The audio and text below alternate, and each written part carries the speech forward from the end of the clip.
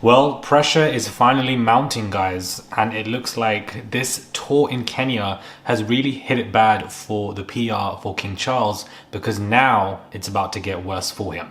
Hey guys, it's Murad Merali. Hope you guys are all doing well today. Back again with another video. If you have not subscribed, click that button, guys. It is daily and consistent content. I would appreciate it. It's one click. And let's get straight into this video. Now, it seems that the tour in Kenya has been an absolute disaster, from trips to multiple pictures and videos of Camilla going viral to King Charles in his speech explaining there's no excuses for the horrors of what Britain did to Kenya. However, he refuted to even apologize, which I think should have been the first and foremost thing they should have done.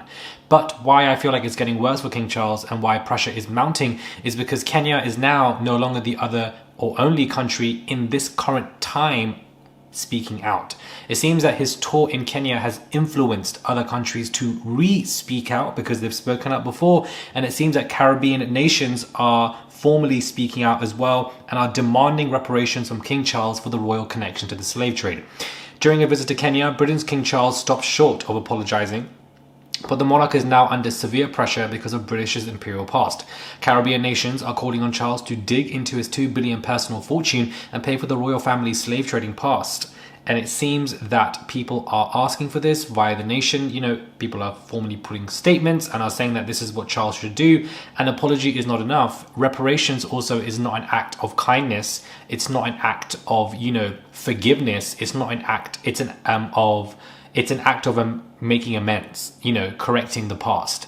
That is what reparations are for. And it's just interesting how we discuss or deal with the slave trade, in books, in history, and what we're taught, what we're not taught, but yet there's been no sign of reparations. But there have been plenty of signs of the atrocities of these slave trades and how these countries have benefited, like the UK.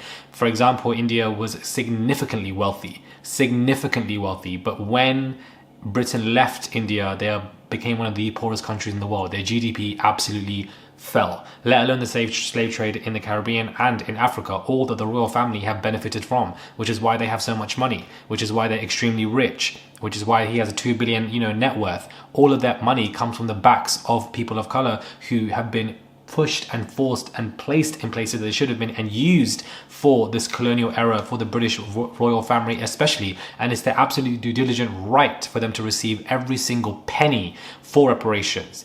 Point blank, period. An apology is not enough. Not that King Charles even bothered to apologize, and his speech is not enough. A fancy tour with red carpets laid out for King Charles and Camilla and them dancing with people is not enough. Money is the only way that I will be satisfied for what this monarchy should do and should have done, but have not. So it looks like these nations are speaking up as well, and I hope that more countries do speak up, because I feel like the way the UK, Britain robbed so many people, it's absolutely insane.